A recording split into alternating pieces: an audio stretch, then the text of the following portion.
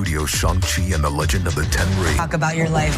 But a guy with a freaking machete for— To be an assassin, and that's not who I am.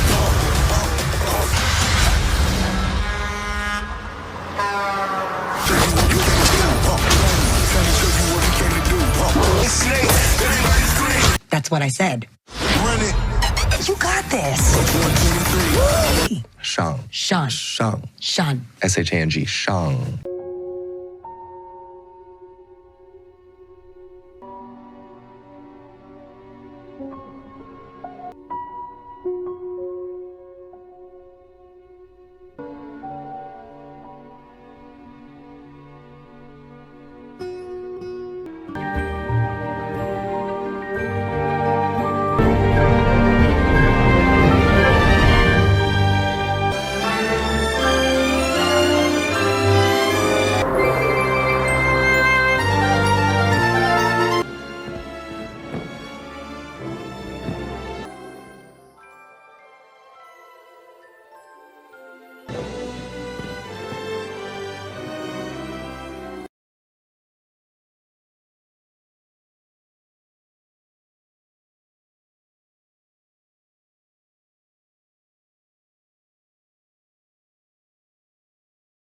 Shang-Chi isn't just a hero, he's about to discover a family secret that could change everything. Get ready for epic martial arts, the Ten Rings, shocking twists, and some hidden facts you may have missed. Watch my full Shang-Chi and the Legend of the Ten Rings 2021 review and facts video only on SONU HUB. Shang-Chi and the Legend of the Ten Rings is a 2021 American superhero movie based on the Marvel Comics character Shang-Chi. The movie was produced by Marvel Studios and distributed by Walt Disney Studios Motion Pictures. It is the 25th movie in the Marvel Cinematic Universe, also known as the MCU. The film was directed by Destin Daniel Cretton, who also worked on the screenplay with Dave Callaham and Andrew Lanham. The movie stars Simu Liu as Shang-Chi, along with Awkwafina, Munger Zhang, Fola Chen, Florian Montiano, Benedict Wong, Wenwu, Michelle Yeoh, Ben Kingsley, and Tony Leung. In the movie, Shang-Chi is forced to face the painful parts of his past when his father, Wenwu, the powerful leader of the Ten Rings terrorist organization, pulls Shang-Chi and his sister Xia into a search for a mysterious and legendary village. A movie based on Shang-Chi had been in development since 2001, but things didn't really get moving until December 2018 when Dave Callaham was hired to work on the screenplay. Destin Daniel Cretton joined the project as director in March 2019.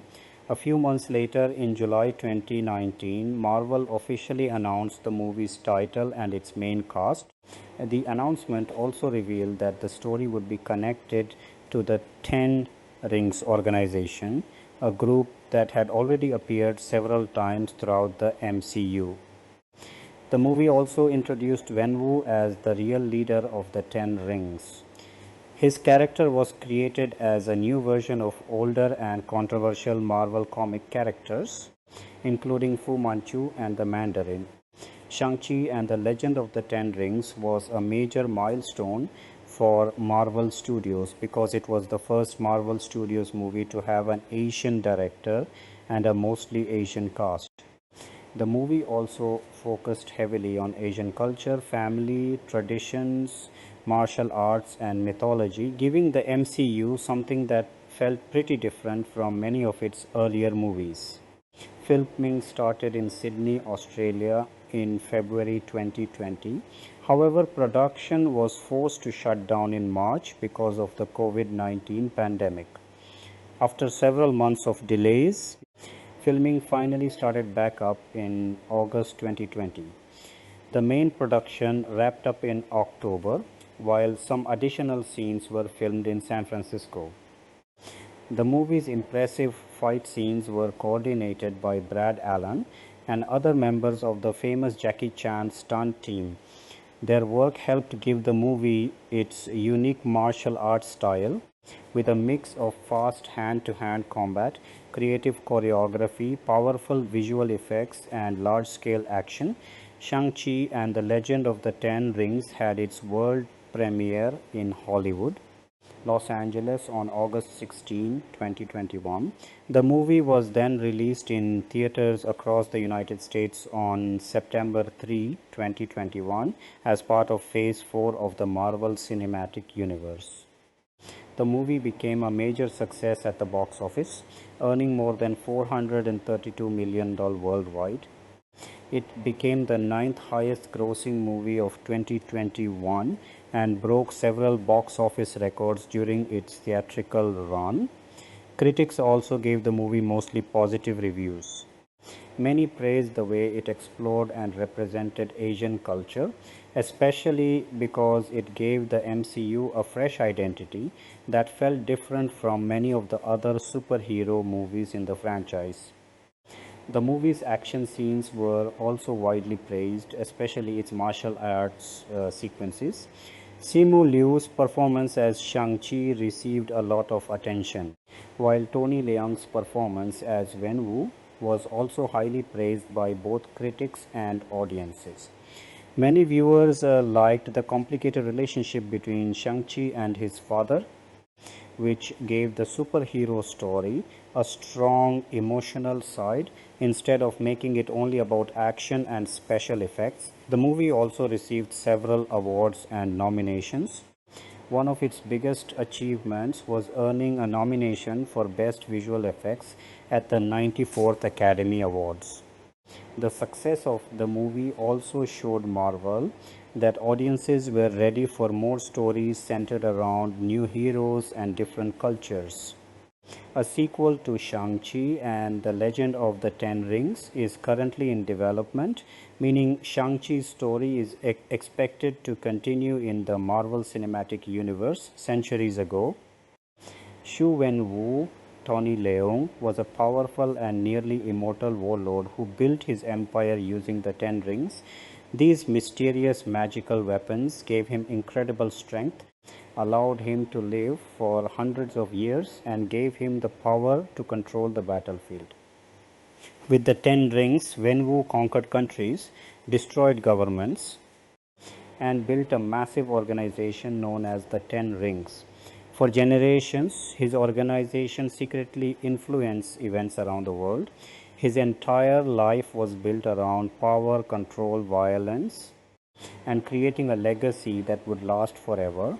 In the late 20th century, Wenwu heard about a hidden mystical village called Ta Lo. According to the stories, Ta Lo possessed powerful forces that could possibly rival even the Ten Rings. Wanting to claim that power for himself, Wenwu traveled toward the forest that protected Ta Lo. But the forest was no ordinary place. The path constantly changed and confused anyone who tried to enter. While driving through the mysterious forest, Wenwu's vehicle suddenly went off the road and crashed down a cliff. His companions were killed in the crash, but Wenwu survived. He continued the journey on foot until he finally reached the entrance to Ta Lo. There, he was stopped by Ying Li Fala Chen, one of the village's guardians. Wenwu and Li immediately began fighting. Wenwu depended on his incredible physical strength and the power of the Ten Rings, while Li used smooth, balanced, and controlled martial arts techniques. Instead of fighting with pure force, Li moved around Wenwu's attacks and used the techniques she had learned from Ta Lo. Their battle eventually became almost like a dance, with both fighters moving in perfect rhythm. In the end, Wenwu was defeated, but not because Li was stronger than him. She simply understood the art of fighting better and knew how to control her movements. Wenwu was fascinated by her, and over time, the two fell in love. For the first time in his life, Wenwu decided to give up his life of conquest. He put away the Ten Rings and walked away from his empire. Instead of ruling through fear and violence, he wanted to live a peaceful life with Li. Li also decided to leave Ta Lo and stay with him. The two eventually started a family and had two children, Shang-Chi, Simu Liu, and Xialing Mangerjiang. For a while, Wenwu left his violent past behind and enjoyed a normal family life with Li and their children. But their peaceful life didn't last forever. Enemies from Wenwu's old life eventually found him. One night, while Wenwu was away from home, assassins attacked his family. Li faced the attackers by herself.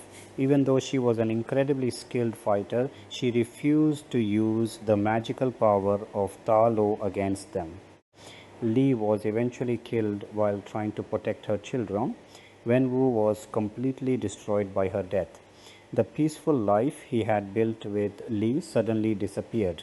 Filled with anger and grief, he picked up the 10 rings again and went after the people responsible for her death. He brutally destroyed those who had attacked his family and completely returned to his old life of violence. After that, Wenwu began training Shang-Chi to become a weapon. From a very young age, Shang-Chi was trained in brutal combat, martial arts, and assassination techniques. Wenwu wanted his son to become a powerful fighter who could carry on his legacy. However, Wenwu treated Xialing very differently. He emotionally ignored her and rarely gave her the same attention or training that he gave Shang-Chi. Because of this, Xialing grew up feeling unwanted and learned to depend only on herself. When Shang-Chi was just 14 years old, Wenwu sent him on his first assassination mission. But Shang-Chi couldn't go through with it. Instead of becoming the killer his father wanted him to be, he escaped to the United States. He completely cut himself off from his family and tried to forget everything about his past. Years later, Shang-Chi was living in San Francisco under the name Sean. He worked as a valet and lived a pretty simple life. His best friend was Katie Awkwafina, a fun-loving and carefree woman who had no idea about Shang-Chi's real identity or his incredible fighting skills. But Shang-Chi's quiet life suddenly fell apart when members of the Ten Rings attacked him on a city bus. The attackers were working for his father and wanted a pendant that Shang-Chi had received from his mother before she died. A massive fight broke out on the moving bus, and Shang-Chi was forced to reveal the incredible fighting abilities he had been hiding for years. He took down several attackers using the martial arts skills his father had taught him. However, the Ten Rings eventually escaped with his mother's pendant. Shang-Chi quickly realized what this meant. His father had found him, and now Wenwu was calling his children home. Shang-Chi became worried that his sister Xialing could also be in danger. He decided to travel to Macau with Katie to find her and warn her. When they arrived in Macau, they discovered that Xialing had built a completely new life for herself. She was running a massive underground fight club and had created her own empire. Unlike Shang-Chi, who had spent years running away from their father, Xialing had learned to survive on her own. She had become strong, independent, and determined to never rely on anyone else again. But before Shang-Chi and Xialing could properly reconnect, members of the Ten Rings suddenly attacked them. The siblings were eventually captured and taken to Wenwu's heavily protected compound. There, Shang-Chi and Xialing were reunited with their father. Wenwu then revealed something shocking. He believed that Li was still alive. Wenwu claimed that he could hear Li's voice calling out to him from behind the sealed entrance to Ta Lo. He believed that she was trapped inside the village and that the people of Ta Lo had imprisoned her because she had chosen him instead of her own people. Wenwu became obsessed with the idea of rescuing her. He planned to attack Ta Lo, destroy the sealed gate, and free Li, but Shang-Chi and Xialing quickly realized that something was seriously wrong. They knew their mother had died years ago, and they believed their father was being tricked by something pretending to be her. Wenwu refused to listen during this time. The siblings also meet Wenwu's longtime prisoner, Trevor Slattery, Ben Kingsley. They also meet Morris, a strange, round, fuzzy, faceless creature from Ta Lo known as a Dijang. With Trevor and Morris helping them, Shang-Chi, Xialing, and Katie manage to escape from Wenwu's compound. They then begin traveling toward Ta Lo because they need to warn the villagers that Wenwu is coming. The journey isn't easy. To reach Ta Lo, they have to travel through the same mysterious forest where the paths constantly shift and change. Eventually, they successfully make it through the forest and reach the hidden village. There, they meet Yingnan, Shang-Chi, and Xialing's aunt and their mother's sister. Yingnan finally tells them the truth about what is really happening. Wenwu isn't hearing Li. He is being manipulated by a terrifying ancient creature called the Dweller in Darkness. The creature is an ancient soul-eating monster that has been trapped behind the sealed gate for a very long time. It has the ability to manipulate people and make them believe whatever it wants. The creature has been using the memory and voice of Li to control Wenwu, while in Ta Lo, Shang-Chi begins learning a completely different style of martial arts from his mother and the people of the village. Yingnan trains him and teaches him the fighting techniques of Ta Lo. Instead of relying on anger, aggression, and brute strength like his father taught him, Shang-Chi learns about balance, patience, control, and acceptance. He begins to understand that true strength isn't just about hitting harder, it's about knowing when to attack, when to defend, and how to stay balanced. Meanwhile, Wenwu and the Ten Rings discover when the entrance to Ta Lo will open. Wenwu brings his army to the village and launches a full-scale attack. The Ten Rings soldiers fight against the warriors of Ta Lo, creating a massive battle between the two sides. While the villagers fight to protect their home, Wenwu continues moving toward the sealed gate. Before he can reach it, Shang-Chi confronts his father at the ancestral shrine of Ta Lo, the same place where Shang-Chi and Xialing had earlier honored their mother. The two face each other once again. Shang-Chi tries to stop Wenwu, but his father is still incredibly powerful. Using the raw power of the Ten Rings, Wenwu overwhelms his son. He becomes angry that Shang-Chi refuses to accept the role Wenwu believes he was born to play. Wenwu attacks Shang-Chi with incredible force. One final attack sends Shang-Chi flying into the ocean. He sinks deep beneath the water and becomes completely motionless. For a moment, it looks like Shang-Chi is dead, but then something incredible happens. The Great Protector, the powerful mystical dragon that guards Ta Lo, finds Shang-Chi beneath the water. The dragon carries him through the ocean and brings him back to life. As Shang-Chi slowly wakes up, he remembers his mother's final words. She had told him that his family needed him. That memory changes everything. Shang-Chi finally understands who he really is. He doesn't have to become his father, and he doesn't have to run away from his past forever. He can take the strength he inherited from his father and combine it with the wisdom and balance he learned from his mother. With this new understanding, Shang-Chi returns to face Wenwu at the sealed gate. The two fight once again. Wenwu manages to gain the upper hand, and in his desperate obsession to rescue Li, he uses the Ten Rings to break open the seal, but Wenwu has made a terrible mistake. The creature behind the gate is not Li Yi. The Dweller in Darkness finally escapes. The ancient monster immediately reveals its true nature and attacks Wenwu. Wenwu realizes too late that he has been tricked. The creature seriously wounds him. As Wenwu lies dying, he makes one final choice. Instead of keeping the 10 rings for himself, he gives them to Shang-Chi. Shang-Chi accepts the 10 rings and combines their power with everything he has learned in Talo. Now stronger than ever, he joins the villagers and the Great Protector in the fight against the Dweller in Darkness. The battle becomes a massive struggle for survival. The creature uses its incredible power to attack the warriors and tries to drain their souls. Katie, who has also learned how to fight and use a bow, steps up during the battle.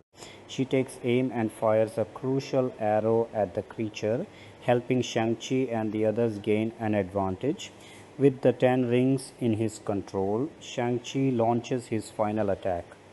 He manages to destroy the Dweller in Darkness and seals the gate once again, saving Talo and preventing the creature from causing even more destruction.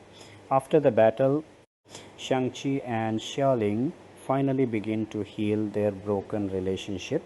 Both siblings understand that they went through the same painful childhood, but they chose completely different ways to deal with it. Instead of allowing their father's past to control them, they decide to create their own futures. Shang-Chi returns to San Francisco with Katie. For the first time, he no longer tries to hide who he really is. He accepts his past, his family history, and his new responsibility as the person who now carries the 10 rings.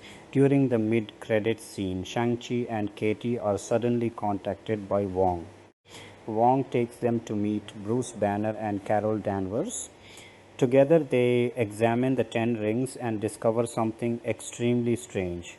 The 10 rings are far older than anyone expected, and they are sending out a mysterious signal into space.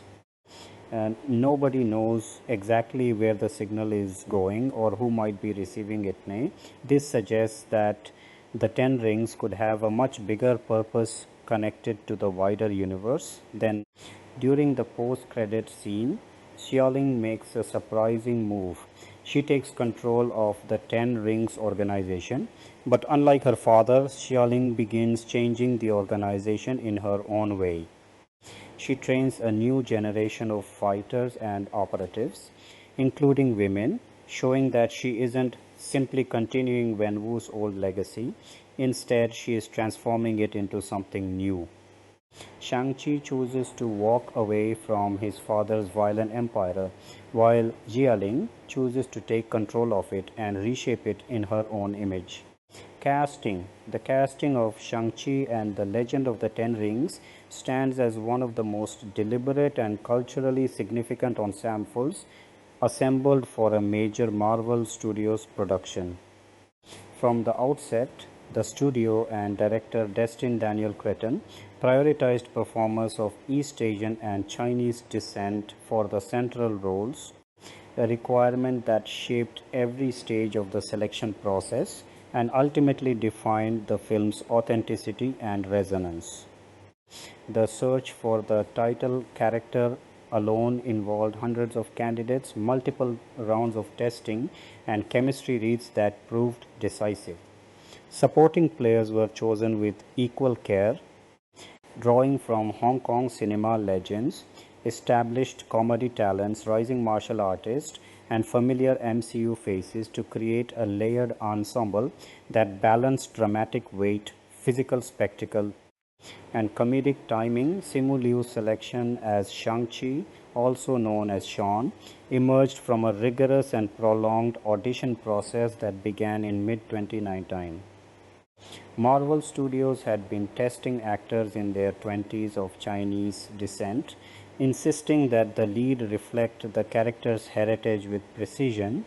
Liu, then best known for his work on the Canadian series Kim's Convenience, entered the process relatively late. Casting director Sarah Finn had previously considered him and brought him back for a second look when the team sensed the search might otherwise stall. On July 14, he performed a strong reading with Cretton. 2 days later, he was officially cast. His chemistry test with Awkwafina, already locked in as Katie, sealed the decision. Those present noted an immediate natural rapport, bickering, easy humor, and underlying warmth that mirrored the friendship the script required. Kevin Feige later described the moment the creative team recognized Liu as the one after months of searching, the collective reaction was clear and decisive. Liu's own background contributed to the fit. Born in China and raised in Canada, he moved fluidly between cultural contexts, spoke both English and Mandarin, and possessed the physical discipline developed through dance and occasional stunt work. Although he later admitted exaggerating his formal martial arts experience during early conversations, the production quickly immersed him in intensive training that transformed that foundation into the fluid, powerful fighting style demanded by the role. His performance anchored the film's dual identity: the ordinary San Francisco valet driver who becomes the master of kung fu, forced to confront a complicated family legacy. Awkwafina's casting as Katie Chan preceded the selection of the lead and actively influenced it. She was the first major performer attached to the project. Because the friendship between Shang-Chi and Katie forms the emotional and comedic spine of the early sequences, she participated in chemistry reads with multiple candidates. She has described the responsibility she felt, the knowledge that the actors across from her were delivering some of the most important auditions of their careers. With Liu, the connection was instantaneous and unmistakable. Her own body of work, particularly her performances in The Farewell and Crazy Rich Asians, had already demonstrated an ability to blend sharp observational humor with genuine vulnerability. That combination translated directly into Katie, a character who begins as a relatable millennial sidekick and gradually reveals courage and competence under pressure. Awkwafina's presence also reinforced the film's commitment to contemporary Asian American representation, grounding the fantastical elements in everyday San Francisco life among the Chinese American community. Tony Leung Chiu-wai's portrayal of Wenwu, the immortal warlord and father of Shang-Chi and Xialing, brought decades of Hong Kong cinematic mastery to the Marvel Universe. Cretton had long admired Leung's work and hoped to secure him, yet initially doubted the legendary actor would accept a superhero role. Producer Jonathan Schwartz nonetheless reached out. After a meeting with Cretton, Leung agreed. His casting was announced alongside Liu's and Awkwafina's at the 2019 San Diego Comic-Con. Leung's performance required him to embody a figure of immense power and quiet menace, who is also a grieving husband and conflicted father. The actor's celebrated ability to convey complex interiority with minimal dialogue proved essential. Scenes between Wenwu and his children, and especially the flashbacks depicting his relationship with Yingli, rely on Leung's restrained intensity and emotional precision. His presence elevated the film's central conflict beyond standard superhero antagonism into a study of parental ambition loss and the corrosive effects of immortality. Mengar Zhang's casting as Xialing marked a significant debut for the actress. Selected after an extensive search for a performer who could embody both the fierce independence of a young woman who built her own underground empire and the residual hurt of a sister abandoned by her family, Zhang delivered a performance of controlled strength and simmering resentment. Her physicality in the fight sequences, particularly within the Golden Daggers Club, established Jialing as a formidable martial artist in her own right. The character's arc, from isolation to reluctant alliance, depends on Zhang's ability to communicate long-held pain without sacrificing dignity or agency. Her work opposite both Liu and Leung created a believable sibling dynamic marked by rivalry, protection, and eventual solidarity. Fala Chen portrayed Ying Li, the mother whose presence haunts the narrative. Although her screen time is concentrated in flashbacks, the role demanded a performer capable of conveying the quiet power that once bested Wenwu and the tenderness that humanized him. Chen's background in both Hong Kong and American productions allowed her to move fluidly between the pastoral sequences in Ta Lo and the more intimate domestic moments. The chemistry she shared with Leung in those early scenes provides the emotional foundation for Wenwu's later obsession and the children's complicated inheritance. Michelle Yeoh's entrance into the production as Ying Nam, the aunt and guardian of Ta Lo, added further gravitas and martial arts pedigree. Talks began in early 2020. Yeoh's decades of work across Hong Kong, action cinema, Hollywood, and international art house films made her an ideal choice for a character who bridges the mystical world of Ta Lo and the practical realities of protecting it. Her performance balances wisdom, warmth, and lethal capability. Training sequences and the climactic battle against the Dweller in Darkness showcase her continued physical command, while quieter moments with Shang-Chi and Xialing emphasize mentorship and familial continuity. Yeoh's presence also signaled to audiences that the film intended to honor the martial arts traditions that had long shaped Asian cinema. Ben Kingsley's return as Trevor Slattery provided both continuity with earlier MCU entries and a sharp comedic counterpoint.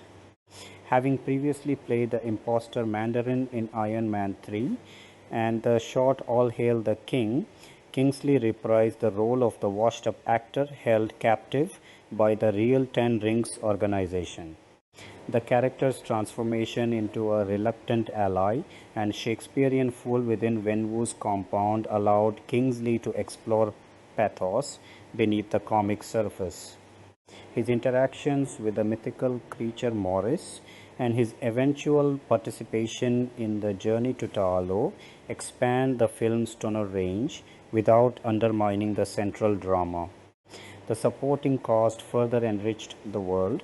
Florian Munteanu, known for his physical presence in Creed 2, was cast as Razor Fist, the blade-armed enforcer whose brutal efficiency drives early action set pieces.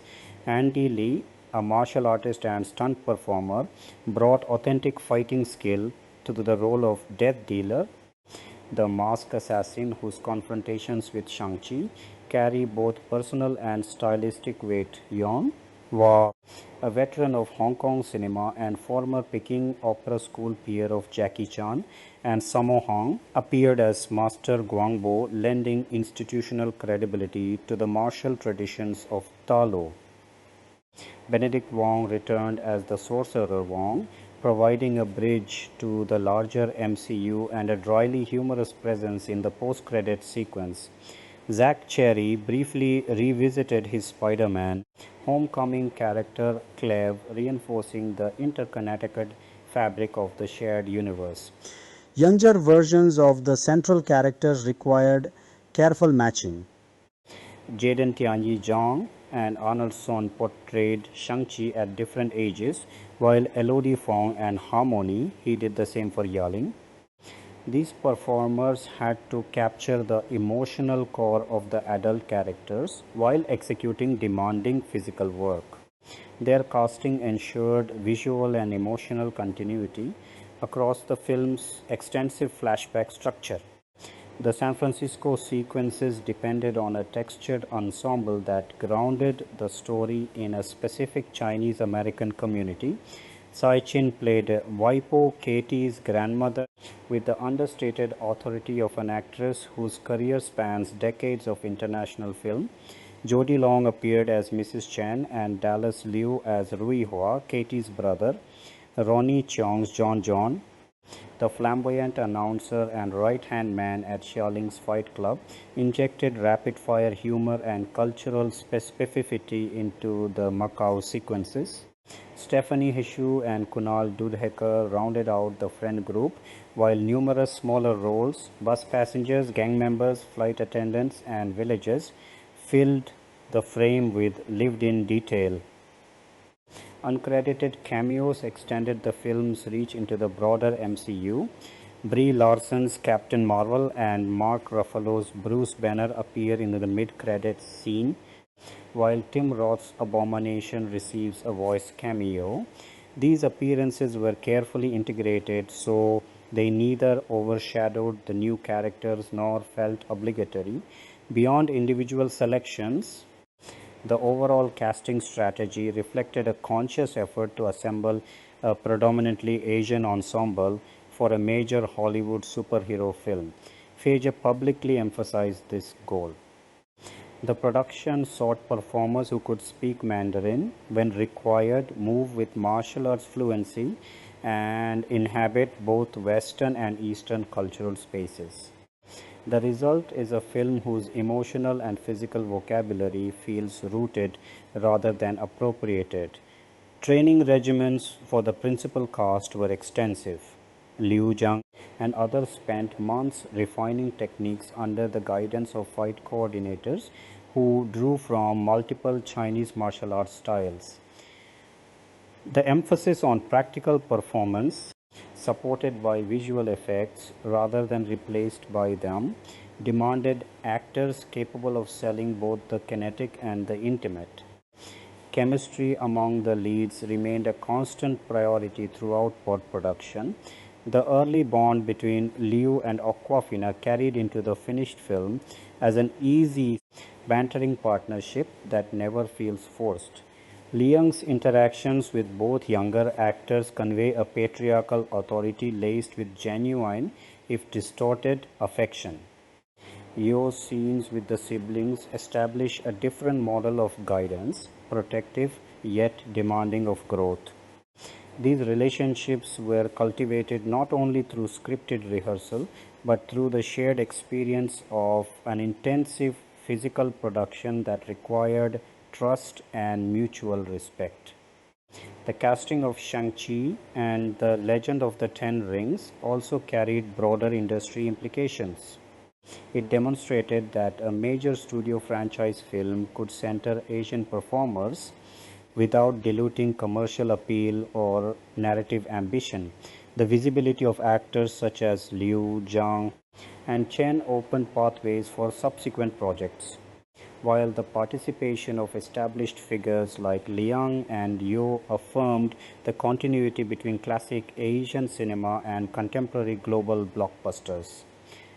Supporting players drawn from comedy, television, and independent film further diversified the tonal palette, ensuring that the film could shift from family drama to high-stakes action to irreverent humor without losing coherence. Every major role was filled with an awareness of both character requirements and cultural responsibility. The process was neither rushed nor superficial. Hundreds of actors were considered for the lead. Multiple chemistry tests refined the central friendship. Targeted outreach secured a Hong Kong legend for the antagonist, and careful matching of younger performers preserved continuity. The supporting ensemble was assembled with the same attention to detail, creating a living world rather than a collection of isolated performances. The finished film stands as evidence that such deliberate casting yields both artistic integrity and popular success, expanding the possibilities of what a superhero narrative can contain and whom it can center. Production development and pre-production. The road to Marvel Studios' first Asian-led superhero tentpole was a long one. Talk of putting Shang-Chi on screen actually dates back decades before the film ever went into production. Margaret Loesch, who once ran Marvel Productions, has said that Stan Lee floated the idea of a Shang-Chi project to actor Brandon Lee and his mother, Linda Lee Cadwell, sometime in the 1980s, with Brandon envisioned in the title role. That connection wasn't accidental. When artist Paul Gulacy was drawing the character for the Master of Kung Fu comic in the 1970s, he used Brandon's father, martial arts icon Bruce Lee, as a visual model for Shang-Chi. A more concrete attempt to make a movie came in 2001 when director Stephen Norrington attached himself to a project called The Hands of Shang-Chi. By 2003, the film had moved to DreamWorks Pictures, with Yeoh stepping in to direct and Bruce C. McKenna hired to write the script. Ang Lee joined as a producer the following year, but the project stalled and never got made, and the film rights eventually reverted back to Marvel.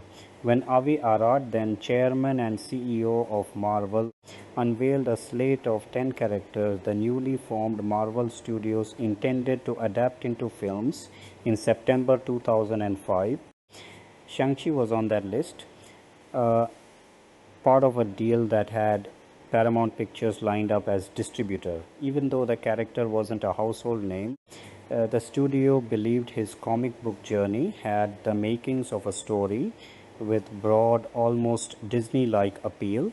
Before Shang-Chi could headline his own film, though, the organization tied to his comic book mythology had already entered the Marvel Cinematic Universe in a different form. The Ten Rings organization first showed up in 2008's Iron Man, notably without its leader, the Mandarin. Studio president Kevin Feige has explained that the character was left out at that stage because the Iron Man films were built around Tony Stark, and the studio wanted to save a fuller treatment of the Mandarin for later. According to Chris Fenton, a former president of the Chinese production company DMG Entertainment, which was negotiating with Marvel to co-produce films.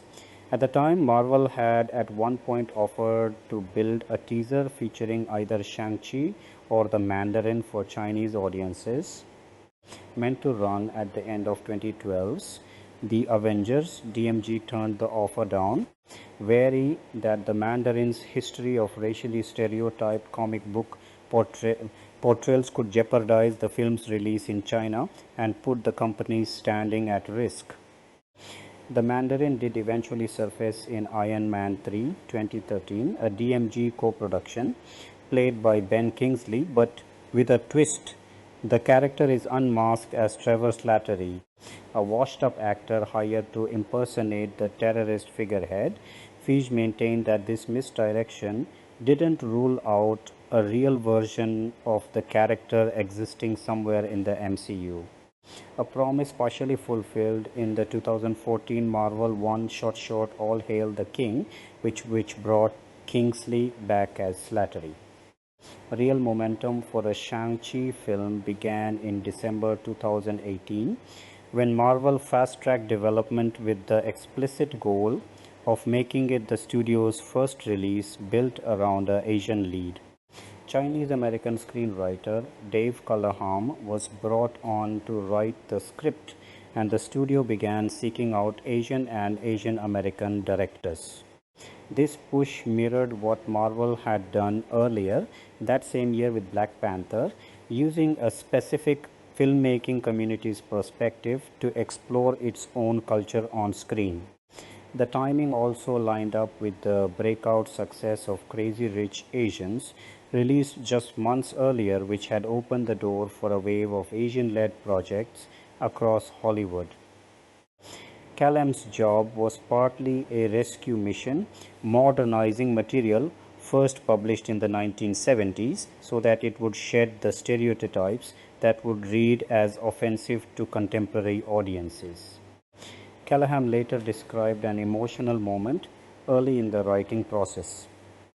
Realizing this was the first time in his career he'd been asked to write from his own lived perspective rather than someone else's, Jessica Gao, later the head writer on the Disney Plus series She-Hulk, attorney at law, also pitched for the project during this period, though Kalaham ultimately got the job.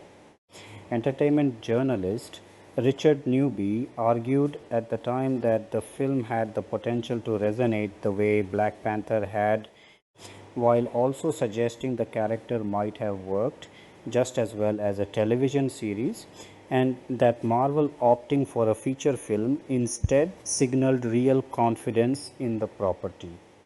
He hoped the film could dodge old stereotypes about Asian martial artists and become something more than, in his words, Marvel's answer to Bruce Lee, destined Daniel Cretton.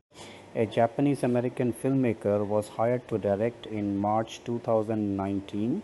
He wasn't the only name in contention. Deborah Chow, who had directed episodes of Marvel Television's Iron Fist and Jessica Jones, along with Justin Tipping and Alan Yang, were also considered for the job. Cretton hadn't previously been drawn to superhero movies, but the chance to build a world where Asian children could see a hero who looked like them changed his mind.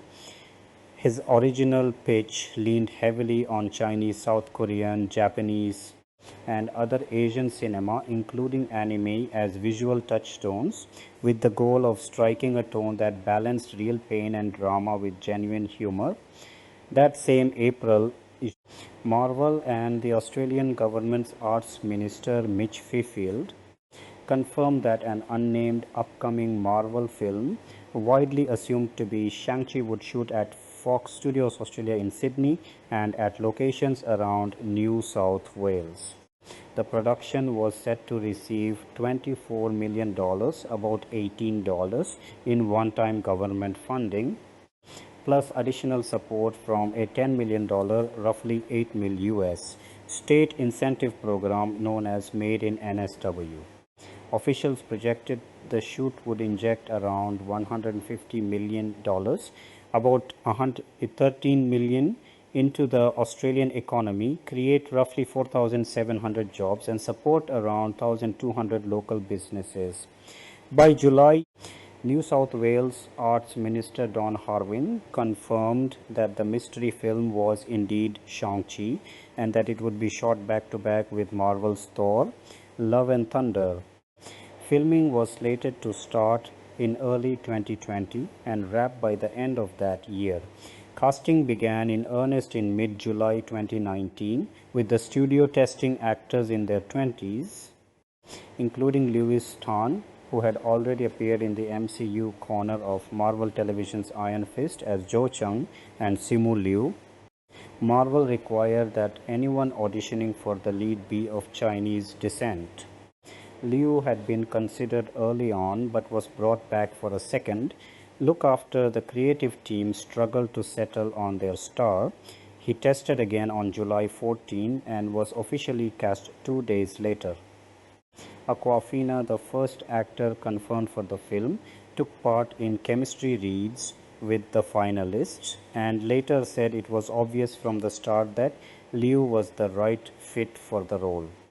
Liu and Awkwafina's castings were unveiled by Cretton and producer Kevin Feige during Marvel's San Diego Comic-Con panel on July 20, 2019, the same event where the film's full title, Shang-Chi and the Legend of the Ten Rings, was revealed, tying the project directly to the Ten Rings organization that had been lurking in the background of the MCU since Iron Man. Feige also confirmed that the group's leader, the Mandarin, would finally get a proper introduction with Tony Leung cast in the role. Cretton had wanted Leung from the start, but doubted he'd say yes. Producer Jonathan Schwartz reached out anyway, and Leung agreed after meeting with the director. By December 2019, Feige stated publicly that the film would carry a predominantly Asian cast. The following month, Michelle Yeoh entered talks for a role distinct from the one she had briefly played in Guardians of the Galaxy Volume 2. Jessica Henwick, known for playing Colleen Wing in Marvel's Netflix shows, was asked to read for the role of Yeoh. but she was simultaneously offered a part in The Matrix Resurrections. Given an ultimatum by the two competing productions, she chose the Matrix film, partly because she still hoped to bring Colleen Wing back in a future MCU project. The role of Xia Ling eventually went to newcomer Menger Zhang. Ben Kingsley returned as Trevor Slattery, a piece of casting the filmmakers had planned early on because they wanted to fully unpack what the Mandarin's identity really meant within the MCU. Producer Jonathan Schwartz described Slattery as a secret weapon whose mid-film arrival shifts the story's tone and injects comic relief. Callahan, Cretin, and Andrew Lanham are credited on the screenplay, built from a story credited to Callahan and Cretin. The finished script has been described as blending an emotional family drama with high-flying martial arts spectacle. Schwartz noted that much of Shang-Chi's arc in the source comics revolves around family, and Cretin wanted that thread, the character's fractured, abusive upbringing, to anchor the film. Liu pointed out that unlike more famous heroes such as Batman or Spider-Man, Shang-Chi's comic book backstory wasn't widely known, giving the writers unusual freedom to reshape it. Both Cretin and Callahan were conscious of the racially loaded history surrounding the character, and Liu has said the entire team was careful not to drift back into stereotype. Cretin believed the finished film told a genuine story about Asian identity. Callahan has argued there's no such thing as a single unified Asian American voice, and that he and Cretin spent a lot of time thinking about how to make something that would speak broadly to the Asian diaspora while still feeling personal and specific. Cast members brought their own backgrounds to the table. Liu from Canada, Leung from Hong Kong, and Zhang from mainland China, helping shape decisions on things as granular as which scenes should be spoken in Mandarin versus English, and what kind of food would realistically appear in each household. The film opens with narration delivered entirely in Mandarin, a choice writer Nancy Wang Yon singled out as unusual for a Marvel film since it commits to a non-English opening for an extended stretch. Cretin has said the language choices throughout were grounded in the internal logic of each character, not an external formula. Zhang, a native Mandarin speaker, ended up coaching her castmates on pronunciation and dialect. The script also plays with generational and diasporic differences in language fluency. For instance, a scene where the character John jokingly describes his own Chinese as ABC, shorthand for American-born Chinese, or the moment when Shang-Chi teaches Katie the correct way to say his name, which doubles as a gentle tutorial for the audience. Cretin was also intentional about surrounding Shang-Chi with strong women who challenge and push him, a deliberate contrast to his relationship with his controlling father Wenwu. He has said his three sisters and his wife were partial inspirations for Katie Xiaoling, Ying Nan, and Ying Li. On the friendship between Shang-Chi and Katie specifically, Cretin wanted to depict a close, caring bond of the kind rarely shown in superhero films, and felt that forcing the two into a romance would have felt artificial. Yeoh personally requested an added scene between her character Yingnan and Zhang Xiaoling, meant to nudge Xiaoling toward stepping out of her brother's shadow. The scene became an important beat in Xiaoling's arc and one of several moments addressing the sexism baked into the story's world. Cretin saw Xiaoling's ascension to leadership of the Ten Rings in the post-credit scene as a symbol of her finally taking charge of her own life, a beat that went through several versions before landing at the very end of the credits, since the filmmakers liked it as a tease for where the larger story might go next. Production designer Su Chan scouted San Francisco first, a city she knew well from having lived there. She pushed for Clement Street, often called the city's old Chinatown, as the neighborhood for the character's home, specifically because it avoids the more cliched Chinatown imagery audiences might expect. The San Francisco apartment set became one of Chan's favorites for how closely it matched real Asian American homes, and she also singled out the restaurant set where Wenwu executes his enemies, which drew inspiration from Hong Kong gangster films. For Xiaoling's underground fight club, Creighton wanted an atmosphere that felt playful and revealing of her character rather than menacing. Chan built the space around imagery, mixing skulls with flowers and bold color, reflecting Xiaoling's feminist sensibility, and made the fighting ring an octagon because the number 8 carries positive cultural significance across much of Asia. For Tielo, Chan drew from centuries of Chinese art and architecture rather than tying the village to one specific era, pulling symbols, styles, and color palettes from both the Tang and Song dynasties. The 5 traditional Chinese elements wood, water, fire, metal, and earth became a key visual language, though metal was swapped out for dragon scales specific to the film's mythology. Bamboo, both real and artificial, formed much of the physical construction. The village set itself was built beside a reservoir outside Sydney, with every structure a pottery shed, a cooking area, a schoolroom, designed and dressed as if genuinely lived in, all arranged around an open air central temple that holds the recorded history of Ta Lo. The realm is populated by creatures pulled from Chinese mythology, including dragons, fenghuang, guardian lion figures known as Shishi Handons, nine-tailed fox spirits called Jiwehu and Kolin.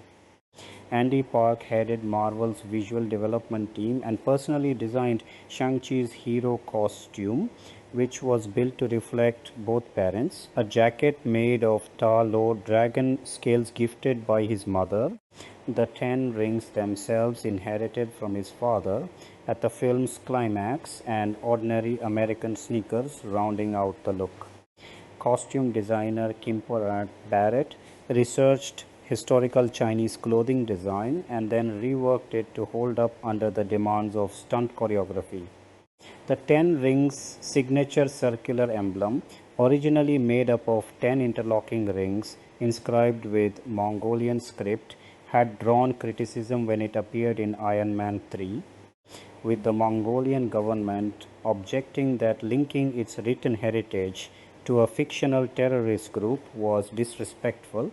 For Shang-Chi, the symbol was redesigned to use Chinese characters, instead words meaning strength or power rendered in an old seal scripted style. Former Mongolian Culture Minister Oyungerel Sedevdamba later suggested the change had more to do with courting Chinese audiences than addressing Mongolia's concerns. On screen, the 10 rings themselves appear as bangles worn on the wrist rather than the finger rings from the comics. Producer Schwartz said the filmmakers tried several approaches before settling on this design, since the comic accurate version looked oddly silly in practice and read as too close visually to the Infinity Stones already established elsewhere in the MCU. The 10 Rings headquarters is designed to visually track Wenwu's emotional arc across 4 distinct phases, beginning as a cold, imposing fortress dominated by the organization's logo, transforming into a warm family home filled with gardens and design touches borrowed from Ta Lo, with a phoenix mosaic replacing the old logo, then getting stripped of color entirely to reflect Wenwu's grief after his wife's death, and finally being reimagined once more in the post-credit scene as Xiaoling remakes it in her own image. Casting preparation and character approach. Beyond the broad strokes of who was cast, a great deal of thought went into how each principal actor approached their role physically and emotionally. Liu playing a character defined by his martial arts background, worked to build both the skill set and the physique for the part.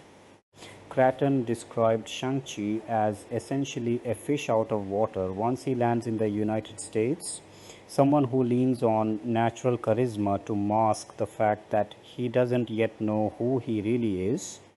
The director compared him to Matt Damon's character in Good Will Hunting, another figure who pairs masculine bravado with real vulnerability and is hiding both a secret and an ability he doesn't fully understand. Cretton framed the whole film as Shang-Chi's search for his place in the world, and Liu has said that internal identity struggle, rather than his martial arts prowess, is really the heart of the character. Because Shang-Chi doesn't wear a mask, Liu performed a large share of his own stunts, and he added roughly 10 pounds of muscle for the role while also working to improve his flexibility. He came into the production already trained in Taekwondo, gymnastics, and Wing Chun, and picked up additional training in Tai Chi, Wushu, Muay Thai, Silat, Krav Maga, Jiu Jitsu, boxing, and street fighting, specifically to prepare for the shoot. Jaden Zhang and Arnold San play Shang-Chi at younger ages, as a child and teenager respectively. Awkwafina's character Katie, a hotel valet unaware of her best friend's violent past, was described by the actress as a relatable figure with real heart and genuine devotion to Shang-Chi, someone thrown into a world she doesn't understand while simultaneously discovering things about herself along the way. Awkwafina has said Katie's struggle to commit to any clear direction in life felt like a relatable experience for many Asian Americans, navigating both their own expectations and those placed on them by family and society. Munger Zhang's character, Xu Xialing, is Shang-Chi's estranged younger sister, excluded from their father's organization because of his traditional views on gender. The character draws partly on several figures from the comics, particularly Zheng Baoyu. Shang-Chi marked Zhang's first film role, and she has described Xialing as vulnerable underneath a tough exterior. Xialing originally had a red streak in her hair, but Zhang asked for it to be removed partway through filming after learning the style carried associations with a rebellious Asian girl stereotype. Visual effects artists ended up digitally removing the streak from footage already shot. Zhang trained in mixed martial arts, Tai Chi, and rope dart for the role. Elodie Fong and Harmony, he portray younger versions of the character. Fola Chen plays Ying Li, Wenwu's wife and the mother of Shang-Chi and Xialing, who serves as one of Ta Lo's guardians before her death. Chen studied Tai Chi to prepare for the part. Florian Munteanu plays Razor Fist, a Ten Rings enforcer, whose right hand has been replaced with a machete blade. Benedict Wong reprises his role as Wong, here shown competing in an underground cage fighting tournament alongside Emil Blonsky. Yuan Hua plays Guang Bo, one of the leaders of Ta Lo, while Michelle Yeoh plays Ying Nan, a guardian of the village and the aunt of Shang-Chi and Xialing. Ben Kingsley reprises his role as Trevor Slattery, the failed actor once hired to impersonate the Mandarin, who ends up abducted by the real Ten Rings and reduced to serving as a kind of court jester for Wenwu. In the film, he develops a close bond with the Hundan creature, Morris, and eventually journeys with Shang-Chi to Ta Lo. Cretton felt it was important for the story to let Slattery openly acknowledge how absurd his earlier impersonation of the Mandarin had been, treating the character's arc as a way of directly apologizing for the racially charged stereotypes that had once surrounded the Mandarin in earlier films. Kingsley enjoyed returning to the role, and Cretton described his performance as capturing a version of Slattery who had genuinely benefited from his time in captivity, emerging cleaner and more sober than before. Tony Leung's character, Wenwu is an entirely original creation for the MCU, standing in for Shang-Chi's comic book father Fu Manchu, a character built on racist stereotypes that Marvel Studios doesn't hold the film rights to in any case. Within the story, Wenwu has used many aliases over centuries, including the Mandarin, a named producer. Jonathan Schwartz noted carries a lot of baggage given its comic book history. Schwartz described Wenwu as a far more layered, complex figure than his comic book counterpart, and Cretton has said he was determined to correct the more problematic elements of the Mandarin's earlier portrayal, crediting Leung with sidestepping Asian stereotypes by bringing real humanity and love to the role. Cretton called Wenwu a fully realized human being whose bad decisions come from relatable places. Leung himself resisted, playing the character as a straightforward villain, instead trying to understand a man shaped by a long, painful history who craves love, someone he's described, in blunter terms, as a sociopath, a narcissist, and a bigot all at once. Leung pitched the idea that Wenwu should fight using a blend of different martial arts styles rather than straightforward 1970s style kung fu, reasoning that his character's long lifespan and extensive combat history would naturally produce an eclectic fighting style. Cretton ultimately turned the idea down. Shang-Chi marked Leung's first Hollywood film following a long career built primarily around Hong Kong action cinema. The supporting cast filled out the world around these central figures. Ronnie Chang plays John Xiaoling's right-hand man, and the announcer at her fight club, Jodie Long, plays Katie's mother, Mrs. Chen, while Dallas Liu plays her brother, Rui Hua, and Tsai Chin plays her grandmother, Paul. He appears as Chancellor Hui. Andy Lei plays Death Dealer, one of Wenwu's assassins who trained Shang-Chi during his youth. Stephanie Hsu and Kunal Dudikar play Sue and John, a married couple who are friends of Shang-Chi and Katie. Zach Cherry plays Cleve, a bus passenger who live streams one of the film's fight sequences, his second MCU cameo after playing a street vendor in Spider-Man.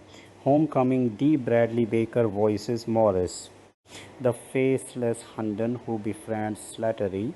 Jade Shu reprises her Black Widow 2021 role as a fighter named Helen, while Tim Roth provides uncredited vocal work, reprising his Abomination character from The Incredible Hulk. Mark Ruffalo and Brie Larson appear uncredited in the mid-credits scene as Bruce Banner and Carol Danvers. Filming principal photography began in February 2020 at Fox Studios Australia in Sydney and at additional locations across New South Wales. Shooting under the deliberately misleading working title Steamboat, cinematographer William Bill Pope shot the film on ARRI Alexa LF cameras. Cretton and chose Pope both for a visual style he felt could move fluidly between naturalistic and heightened registers, and because of Pope's earlier work on The Matrix, a film Cretton thought had exactly the tone he wanted for an MCU story centered on Asian and Asian American characters. Pope, for his part, had already wanted to collaborate with Cretton after being struck by his earlier film, Short Term 12. Cretton's directorial approach also leaned on a wide range of touchstones in martial arts and kung fu cinema, Jackie Chan's filmography, the Ip Man series, Tai Chi Master, and Kung Fu Hustle among them, alongside influences from anime and video games. Production hit a wall almost immediately. On March 12, 2020, as studios across the industry began suspending shoots because of the spreading COVID-19 pandemic, Cretton chose to get himself tested for the coronavirus after working in close proximity to people who may have been exposed. The decision was partly precautionary, given that he had a newborn at home and he self-isolated while waiting on results, which ultimately came back negative. While Creighton was isolating, Marvel paused first unit filming but had hoped other elements, including second unit work, could continue as normal. That plan didn't hold on March 13. The rest of the production was halted as Disney shut down filming across most of its slate. Just before the shutdown, Ronnie Chieng had joined the cast in a role that wasn't disclosed at the time. By early April, Disney had reshuffled much of the MCU's Phase 4 release calendar because of the pandemic, and Shang-Chi's release date moved from its original February 2021 slot, chosen deliberately to coincide with Chinese New Year, to May 7, 2021. Set construction resumed at the end of July 2020, and by August 2, the full cast and crew had returned to Australia, with shooting expected to restart within days. Anyone traveling back into the country had to quarantine for 2 weeks first, in line with Australia's pandemic protocols. Later that August, Yeoh's involvement in the film was officially confirmed. The following month brought another scheduling shift, with Black Widow moving into the May 2021 release date. Shang-Chi was pushed further out to July 9, 2021. In October 2020, the production moved to San Francisco for location filming. Because of ongoing pandemic restrictions, the crew based in Australia was unable to travel for this portion, so a separate local crew handled it instead. Shooting locations around the city included the Russian Hill, No Valley, and Nob Hill neighborhoods, plus Fisherman's Wharf and Ghirardelli Square. Filming wrapped for good on October 24, 2020. Fight choreography was a major focus throughout the shoot.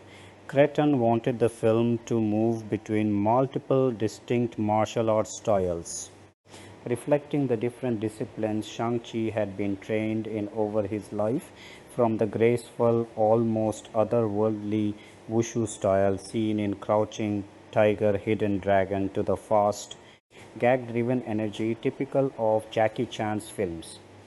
Supervising stunt coordinator Brad Allen, working alongside other members of the Jackie Chan stunt team, was tasked with making these different flavors of combat feel like part of one coherent world, while also weaving in elements pulled from Hong Kong action cinema more broadly.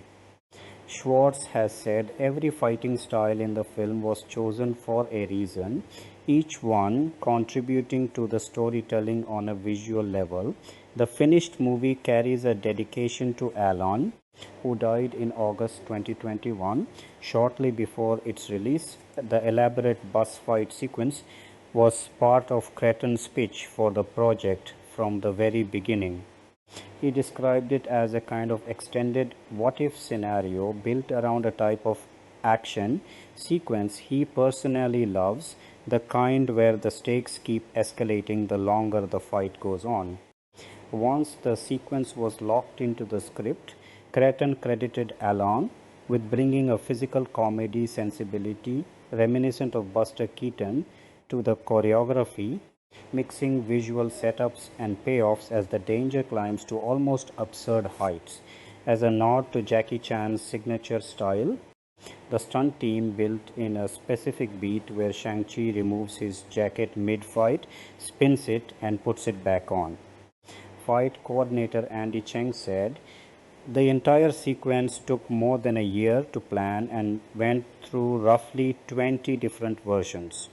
Most of the variation coming from how the fight choreography worked inside the confined bus interior, figuring out how the bus itself would appear to be sliced apart, and building a fight around that idea proved to be the hardest technical puzzle. The stunt team built out somewhere between 10 and 15 different pre-visualization edits, known internally as stunt viz, to map the sequence out before filming. 2 real buses were shipped to Sydney for the interior shots. The vehicles were disassembled and rebuilt on top of gimbals, one about 15 feet high, the other roughly 3.3 feet with windows and seats stripped out for most of the shoot for safety reasons. The sequence was only partly finished when the pandemic forced production to shut down, meaning the team had to essentially recalibrate once filming resumed months later. The interior portion alone took around 6 weeks to shoot.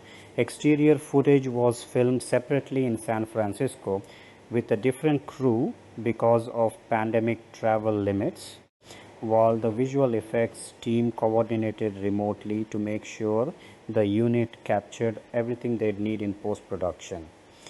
4 additional buses were used for the San Francisco exteriors, including one filmed tumbling down a hill and crashing into parked cars. The whole sequence was shot at 48 frames per second to make tracking and adjustments easier, then converted down to a standard 24 fps for the final cut, while the slow motion shots were captured at 250 fps using a phantom high-speed camera. The chase concludes at a real San Francisco intersection blended together from footage shot both in Sydney and on location. And while Cretton has admitted there are small geographic liberties in how the route is depicted, pointing out that a bus can't plausibly roll downhill for 6 straight minutes, the path was largely based on an actual route through the city, one suggested by production designer Chan. Although the vehicle is meant to represent a Muni bus, different branding was used in the final film. Since San Francisco's transit authority wasn't keen on being associated with a bus crash on screen, Leung had initially been told by Cretton that he wouldn't need to do much physical fighting, since Wenwu relies so heavily on the power of the 10 rings. That changed as the shoot progressed, and Leung ended up with several fight sequences of his own, given only about 2 weeks to prepare. Something he said wasn't especially difficult given his long history in action cinema.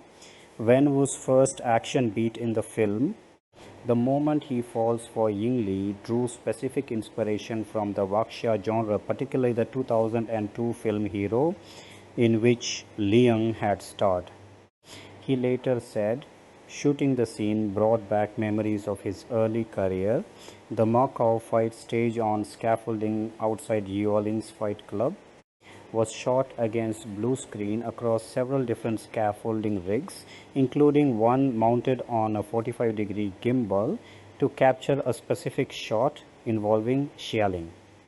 For the climactic battle between Shang-Chi and Wenwu, Cretton drew on the iconic Kamehameha energy blast from the anime series Dragon Ball Z, an idea that had been part of his pitch from the start. Post-production Nat Sanders and Elizabeth Ronaldsdottir served as co-editors on the film, joined by Harry Yoon. In December 2020, while post-production was underway, Marvel began revealing several supporting roles. Awkwafina as Shang-Chi's friend, Katie Yeoh as Jiangnan, and Chiang as John, alongside the previously unannounced casting of Zhang as Xialing, Fala Chen as Jiang Li, and Florian Munteanu as Razor Fist. Munteanu had caught the studio's attention with his performance in 2018's Creed 2. In March 2021, the release date shifted once more, this time to September 3, 2021, after Black Widow claimed the earlier July slot. Around the same time, Dallas Liu was confirmed as part of the cast. Marketing materials released that June revealed that Benedict Wong would reprise his MCU role as Wong, appearing alongside Emil Blonsky, also known as Abomination, a character who hadn't been seen since his debut in 2008's The Incredible Hulk, where he was played by Tim Roth. Roth returned to the project to provide uncredited voice work for the character in Shang-Chi. Fiji said he was glad to bring Abomination back into the fold after more than a decade away, especially once fans responded warmly to the reference once it appeared in the trailer. The characters were folded into Shang-Chi, after Jessica Gao built a storyline around them for She-Hulk, Attorney at Law, giving audiences a reminder of Abomination and Wong ahead of their bigger roles in that series. Wong himself said he was excited to be part of a cast filled with what he called Asian excellence.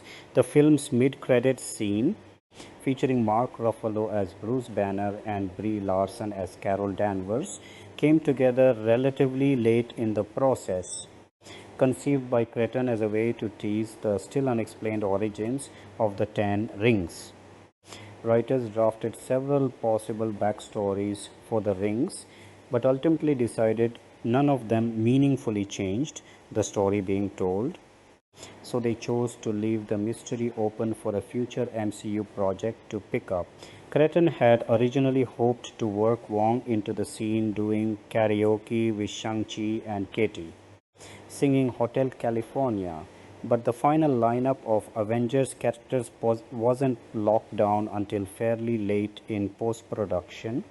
Banner and Danvers were chosen in part because they represent, respectively, the scientific and cosmic sides of the MCU, and because their presence lined up with other events happening in the broader franchise timeline around that point. Cretton also joked that Larson's cameo continued a personal streak since the two had already worked together on short-term 12, The Glass Castle, and Just Mercy. Ruffalo and Larson filmed their scene during a round of additional photography in early 2021. Feige compared the significance of the cameo to Nick Fury's famous appearance at the end of the original Iron Man, suggesting it signaled how central Shang-Chi was becoming to the wider MCU going forward. Visual effects work was overseen by supervisor Christopher Townsend, who coordinated with 11 different vendor studios. Australia-based Joe Farrell was brought on as an additional supervisor, managing 5 more vendors. Altogether, the team produced more than 700 visual effects shots. Farrell supervised the bus sequence from Sydney, working remotely for the portions filmed in San Francisco, and called it one of the most complicated sequences he and Townsend had ever tackled. The scene alone comprised 168 shots, of which 40 to 50 were largely digital creations requiring computer-generated versions of the bus itself, surrounding buildings and pedestrians. Farrell noted that tracking the constant motion of the sequence's 9 bus passengers, who sometimes had to be repositioned digitally, made the editing process especially demanding because the Macau fight takes place on scaffolding outside a glass tower. The studio Rodeo FX had to rotoscope around the actors and replace the entire backdrop, building a digital recreation of downtown Macau based on remotely supervised reference footage. The sequence showing the map to Tia Lo went through numerous iterations before the team landed on an approach built around flowing water effects, which Cretton felt tied naturally into the story and looked visually striking.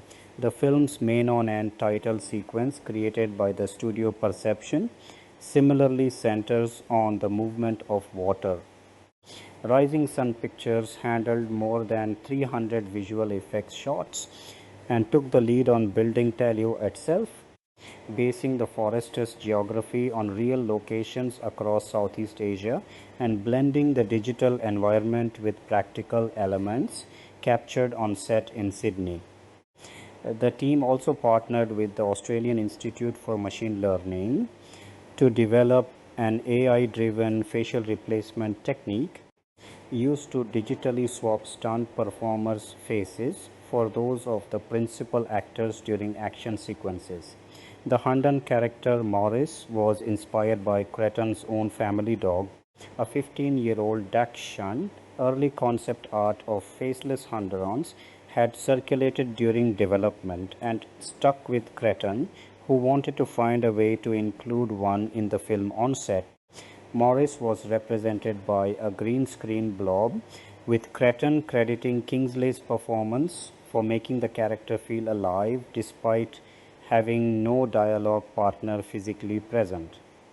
Multiple designs were tested, including one the team felt looked uncomfortably like a plucked chicken, before settling on a version built around fur and feathers to compensate for Morris lacking a face or expressive eyes.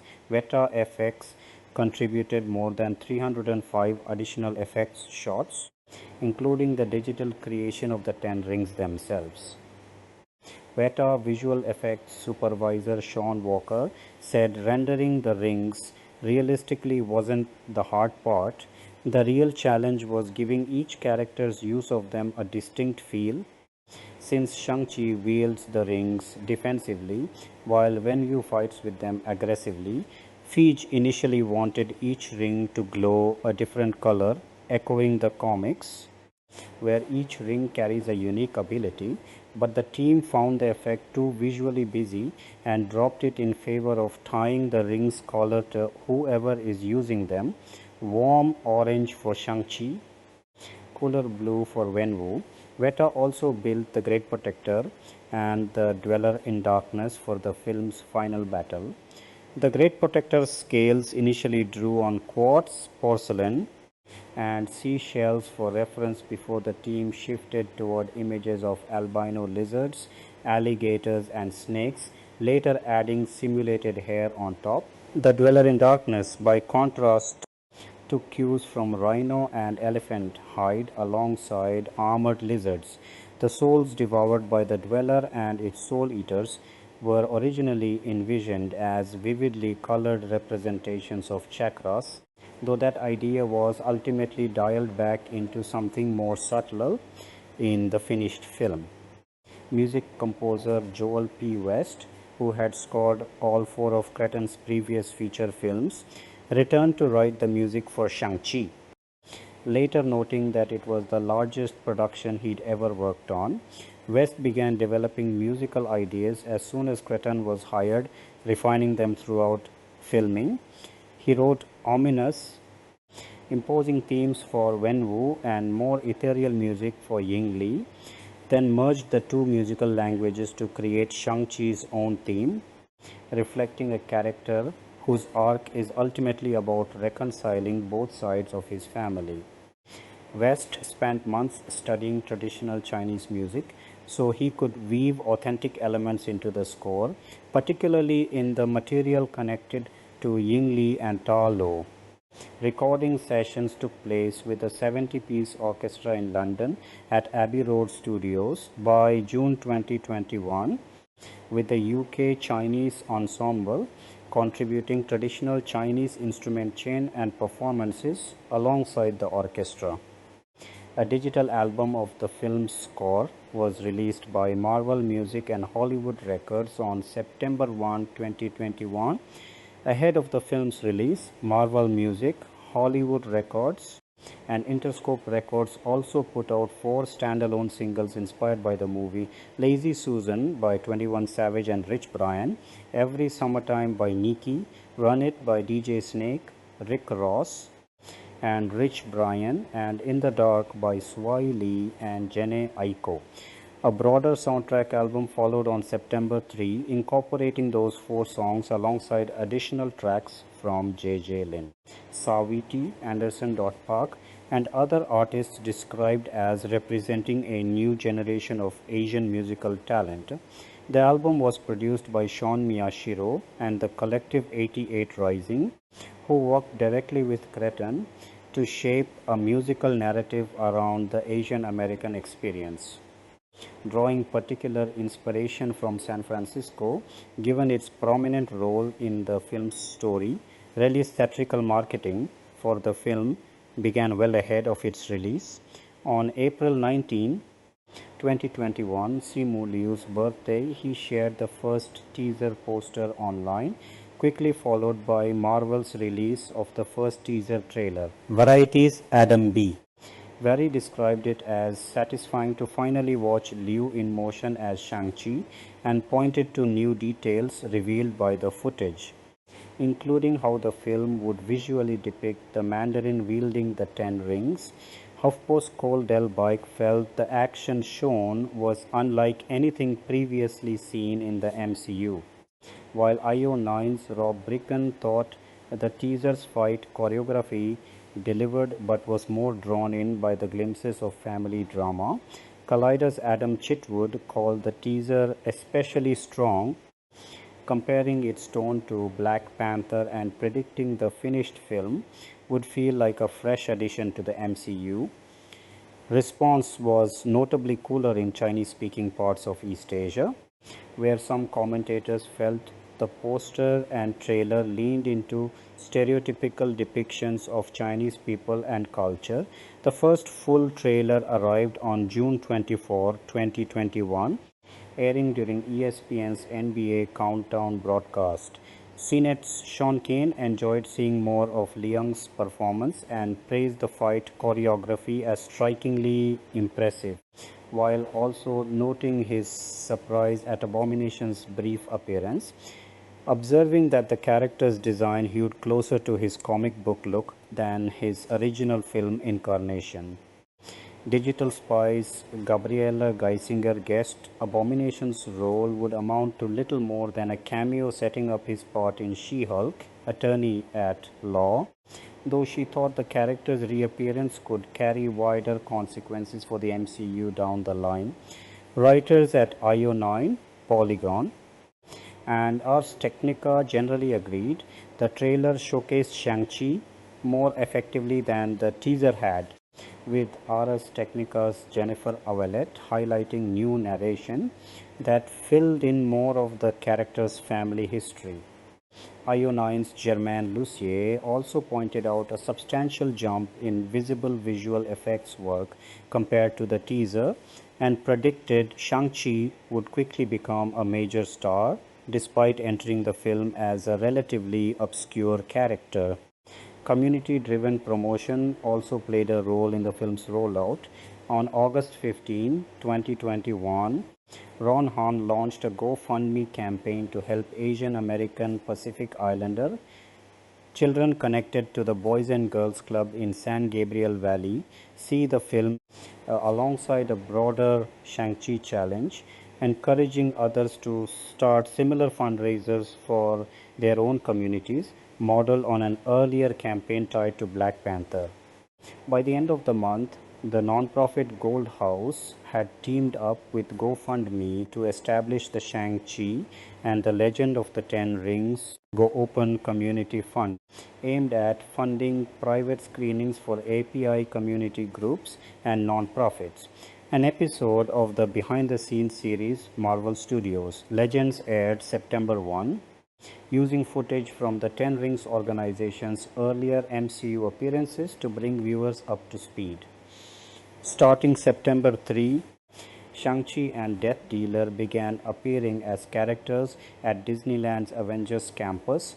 Brand partners tied to the release included Sanzo, which put out a limited edition lychee flavor, Microsoft BMW, which served as the film's global automotive sponsor and supplied the BMW iX3 and BMW M8 for on-screen use, Old Spice, and a group of international sponsors that included Visa, Virgin Plus, Grupo Tim, Micron Group, and BGF. Shang-Chi and the Legend of the Ten Rings held its world premiere at the El Capitan Theatre and TCL Chinese Theatre in Hollywood on August 16, 2021, and later screened at the CinemaCon Industry Convention on August 25.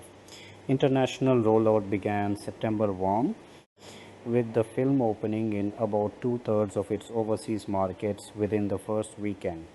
The US release followed on September 3, opening in more than 200 theaters, including roughly 400 IMAX screens, over 850 premium large format screens, about 1,500 3D screens, and an additional 275 venues equipped with D-Box, 4DX or ScreenX technology.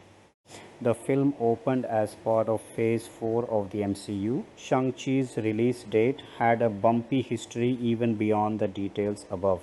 It was originally slated for February 12, 2021, deliberately timed to the start of Chinese New Year, before being pushed back to May 7 because of the pandemic, then again to July 9, and finally settling on September 3 once Black Widow claimed the July slot. In Australia, the film opened September 2, though a full rollout across New South Wales, Victoria. And the Australian Capital Territory was delayed until September 16 because of pandemic-related lockdowns in those regions. New South Wales theatres didn't actually reopen until October 11, when the film finally screened there, unlike Black Widow, which had launched simultaneously in theaters and on Disney Plus through the service's Premier Access paid tier option. Shang-Chi received a 45-day theatrical exclusivity window before becoming available anywhere else, as Delta variant COVID-19 case counts climbed in August 2021. Disney CEO Bob Chapek explained the theatrical only window as partly a logistical decision and described it as a useful experiment for the company to better understand shifting audience viewing habits.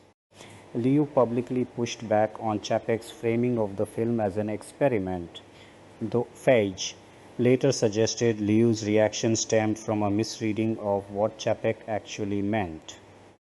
China proved to be a complicated market for the film. In May 2021, a Chinese state media report omitting Shang-Chi along with Marvel's Eternals from a rundown of upcoming MCU releases fueled speculation that neither film would get a Chinese theatrical release at all. By September 2021, Deadline Hollywood reported that a Chinese release looked unlikely, tying the situation to comments Liu had made in a 2017 interview with the CBC, referencing his parents' difficult experiences living in China. As late as October, Disney was still officially listing the Chinese release as undetermined, but the film ultimately never received a theatrical release in mainland China. Home media Shang-Chi became available for digital download on November 12, 2021 and arrived on Disney Plus the same day as part of the platform's Disney Plus Day celebration, with subscribers getting access to an IMAX enhanced version of the film. A physical release followed on November 30 across Ultra HD Blu-ray, Standard Blu-ray and DVD formats, packaged with audio commentary, deleted scenes, a gag reel, and a collection of behind-the-scenes featurettes. Once the film hit Disney Plus, viewer tracking service Samba TV reported that more than 1.7 million US households watched it during its opening weekend of streaming availability, alongside additional figures for the United Kingdom 250,000 households, Germany 85,000 and Australia 17,000. TV Times separately reported that Shang-Chi was the most streamed film in the United States over that same period, while Nielsen ranked it as the second most streamed film overall behind Netflix's Red Notice, logging 1.072 billion minutes of viewing in its first week. Nielsen also noted that Asian American viewers made up 10% of the film's audience, the highest share recorded for any title on its chart at the time. The film held a spot in the top 5 on both Nielsen's and TV Time's streaming charts in the weeks that followed, and TV Time later ranked it as the 6th most streamed film worldwide for all of 2021. On the physical media side, Shang-Chi topped the NPD Group's Video Scan First Alert chart, which tracks combined DVD and Blu-ray sales, as well as the dedicated Blu-ray sales chart, for 2 consecutive weeks, and finished as the 3rd best-selling disc title for the month of December 2021. Reception box office Shang-Chi and the Legend of the Ten Rings ultimately grossed $224. 5 million across the United States and Canada, with an additional $207.7 million from international markets, for a worldwide total of $432.2 million. That performance made it the highest grossing film ever released over a Labor Day weekend in the United States, and it pulled in $13. 2 million worldwide from IMAX screens alone over that same holiday frame, another Labor Day record.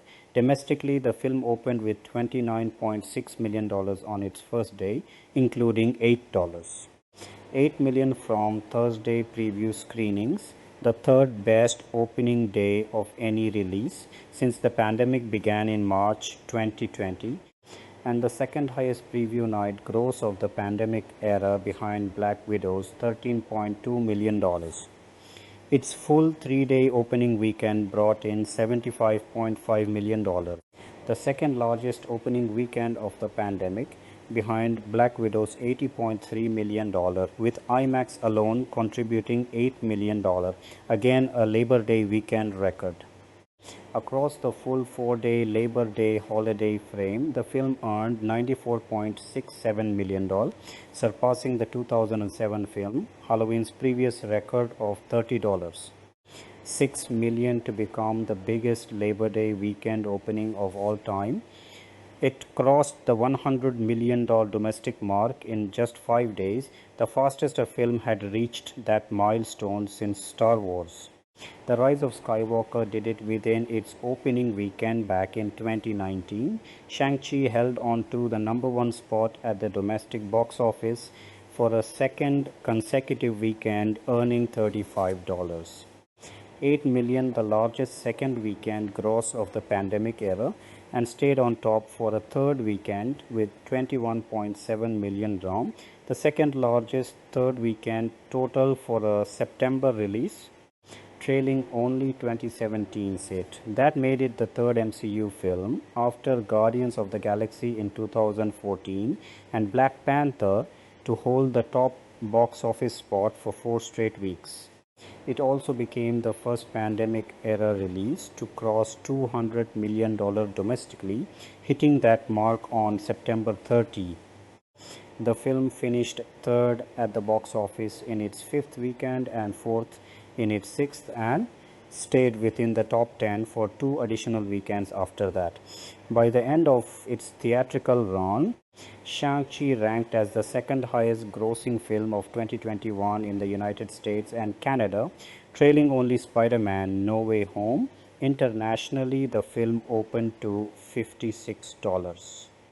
2 million across 41 markets, landing at number 1 in most of them. Its release in the United Kingdom produced the biggest single opening day of the pandemic era anywhere, plus the largest 3-day opening weekend of the pandemic in that market, worth $7.7 million. Hong Kong delivered the largest September opening weekend on record there, and the second best pandemic era opening overall, while Deadline Hollywood's Nancy Tartaglione noted that South Korea's $6.5 million opening was actually a disappointment relative to expectations for an MCU release, even though it marked the first time in several weeks that a Hollywood film had opened at number 1 in that market. The film's second international weekend added $35.2 million from 42 markets, still holding the top spot in several of them, and its third weekend brought in another $20.3 million from 43 markets, remaining number 1 in territories including Australia, Brazil, Mexico, and the UK. By its fourth international weekend, the film had opened in Indonesia, immediately claiming the top spot there with $1.2 million, while still leading every other market it had opened in previously.